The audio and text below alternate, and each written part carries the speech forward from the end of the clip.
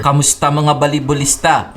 Nakakuha ng pangalawang panalo ang UP Fighting Marons matapos pataubin ng UE Red Warriors 25-19, 18-25, 14-25, 25-20, 15-9. Best player of the game si Luis Gamban sa likod ng kanyang 20 points mula sa 18 attacks at 2 aces na may kasamang 11 excellent digs at 13 excellent receptions.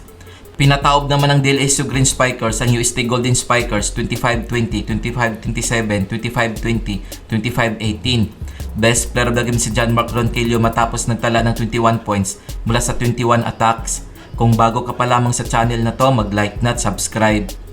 Para naman sa Women's Division, panalo ang UE Lady Warriors kontra sa UP Lady Marons 23-25, 25-17, 25-19, 25-22. Best player of the game si Cassie Dungalio sa likod ng kanyang 28 points mula sa 25 attacks, 2 blocks at 1 ace na may kasamang 9 excellent digs at 5 excellent receptions.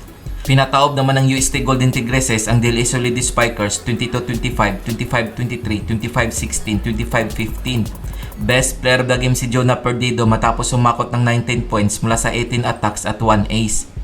Heto ang team standings ng Men's Division as of April 27, 2024. FEU Tamaraos 12 wins 2 losses. DLSU Green Spikers 11 wins 3 losses. NU Bulldogs 11 wins 3 losses.